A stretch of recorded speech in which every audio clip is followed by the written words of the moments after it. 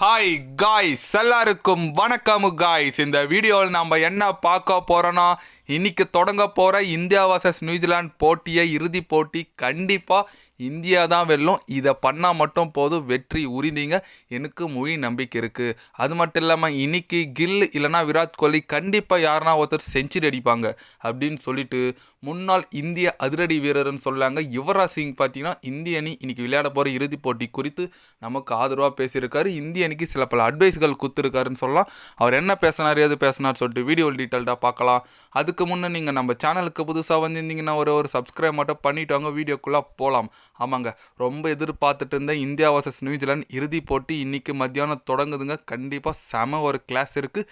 யார் champion trophy 2025 வெல்ல போகிறாங்கன்னு சொல்லிட்டு இன்றைக்கி தெரிஞ்சிடும். அது குறித்து நம்ம யுவராஜ் சிங் என்ன சொன்னாருன்னு கேட்டிங்கன்னா, எனக்கு இந்திய அணி மேலே நம்பிக்கை இருக்குங்க. கண்டிப்பாக அவங்க கோப்பையை வெல்லுவாங்க. ஏன்னா தகுதியான அணி இந்தியா இருக்குது. அதுக்கு தகுதியான அணி இந்தியா தான்.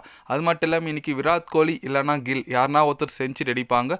செஞ்சுரி அடித்து வின் பண்ண வைப்பாங்க மேட்சை. எனக்கு என்னமோ தோணுது இன்றைக்கி இந்தியா கோப்பை வெல்லுன்னு சொல்லிட்டு.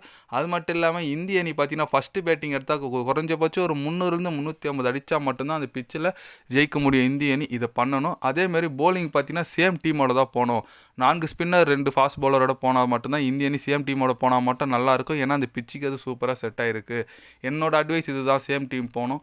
கண்டிப்பாக இதெல்லாம் பண்ணால் இந்திய அணி கோப்பை வெல்வது உறுதி அப்படின்னு சொல்லிட்டு நம்ம யுவராஜ் சிங் பார்த்திங்கன்னா சூப்பராக பேசியிருக்காரு. அவர் என்ன சொல்கிறாருங்கன்னா, டீம் எந்த சேஞ்சஸை பண்ணாதீங்க, 4 spinner 2 fast bowler Mohammed Shami, Hardik Pandya இதோடவே போங்க அப்படின்னு சொல்லிட்டு ஓப்பனாக சொல்லியிருக்காரு. ஏன்னா லாஸ்ட் டைம் நியூசிலாந்து கிட்ட வெற்றி பெறும்போது இதே டீம் தான் போச்சு. அதனால் கண்டிப்பாக எந்த ஒரு சேஞ்சஸை பண்ணாத போலிங்கில் சொல்லியிருக்காரு. ஆமாங்க, இன்றைக்கி ஒரு நல்ல டே. வருண் சக்கரவர்த்தி மீண்டும் கலக்க வரா அப்படின்னு சொல்லிட்டு ஃபைனலில் பேசணும். ஏன்னா ஒரு ஃபைனல் மேட்ச்சில் ஒரு நல்ல பர்ஃபார்மன்ஸ் கொடுத்தா ஐசிசி போடுற இது பெரிய ட்ராஃபிலாம் அதோட பெரிய விஷயம் எதுவுமே கிடையாது. அதனால் கண்டிப்பாக இன்றைக்கி வருண் சக்கரவர்த்தியோட நாளாக இருக்குமா.